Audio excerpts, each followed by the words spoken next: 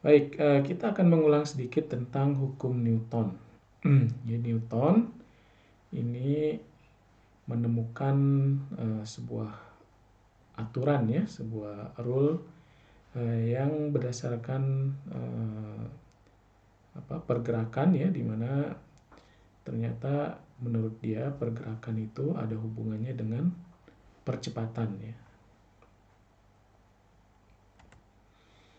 Hukum yang pertama berbunyi sebuah body atau sebuah benda yang pada kondisi diam, maka dia akan cenderung mempertahankan kondisi diamnya.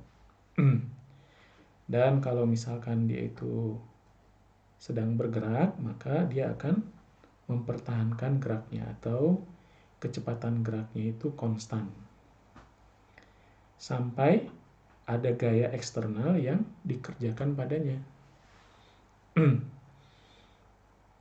Nah, di sini yang menahan benda itu tetap diam atau tetap bergerak dengan kecepatan konstan dinamakan dengan inersia, ya.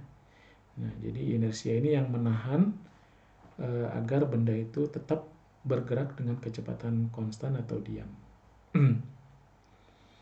Nah, untuk gerak linier, inersia itu adalah massa dari benda itu sendiri. Nah, jadi semakin besar massanya, maka semakin susah dia untuk dirubah kecepatannya, ya.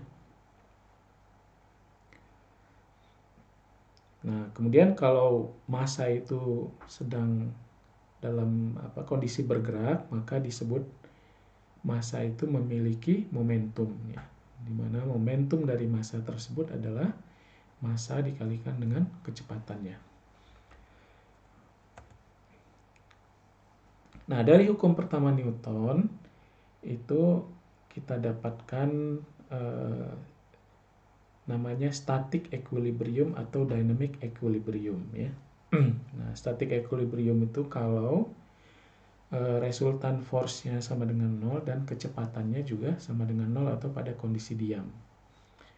Nah, misalkan kalau sebuah apel ini pada kondisi diam di atas lantai atau di atas meja, maka di sini bekerja ada gaya berat dari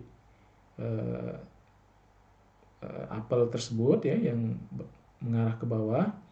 Kemudian ada reaksi dari lantai atau reaksi dari meja yang mengarah ke atas ya. Dan resultannya itu sama dengan 0 atau reaksi itu sama dengan berat dari apel tersebut.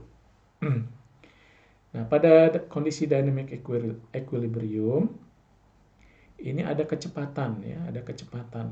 Nah, jadi kecepatan ini tidak sama dengan 0 atau ada besarannya.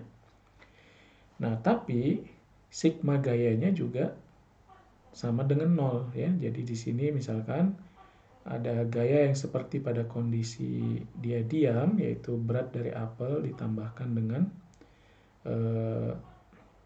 ada perlawanan ya dari meja atau dari lantai yang besarnya itu sama. Nah, sekarang ditambahkan lagi mungkin ada gaya gesekan ya. Kalau misalkan dia bergerak ke kanan, mungkin ada gesekan dari udara dari sebelah kanan ya yang mendorong si apel tersebut.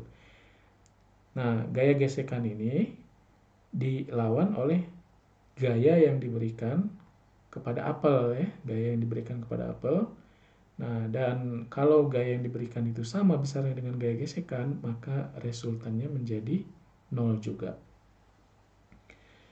Nah, karena semua resultan 0, maka nanti kecepatannya juga tidak berubah ya, atau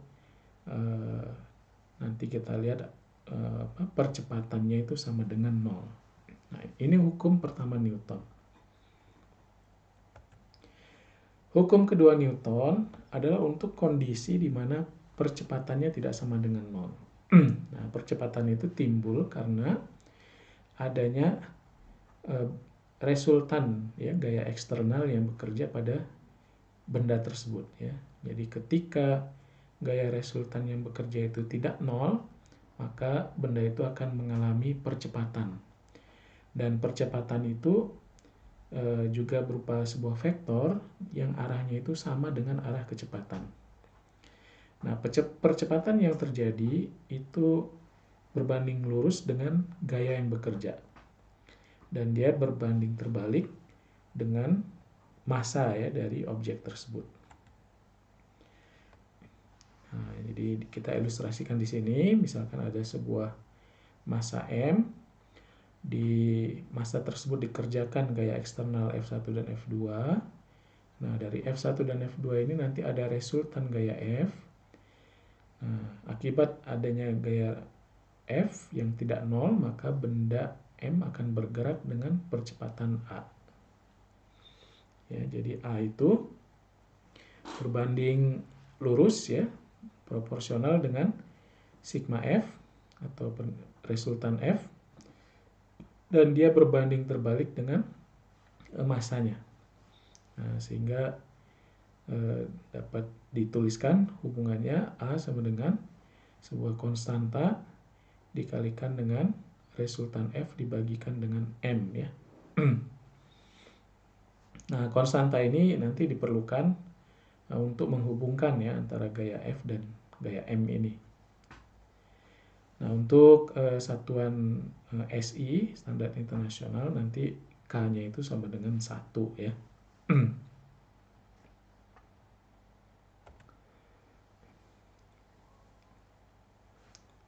Nah, jadi kalau untuk satuan SI ini sudah dinyatakan di sini, harga atau nilai dari K itu adalah 1. Nah, tapi kalau untuk satuan yang lain, misalkan massa itu tadi diukur dalam satuan British itu pound. Nah, nanti percepatan itu mungkin ukurannya nanti ada feet per second kuadrat ya di satuan Inggris. Nah, maka nanti ada nilai K ya yang harus diberikan ya agar persamaan itu terpenuhi.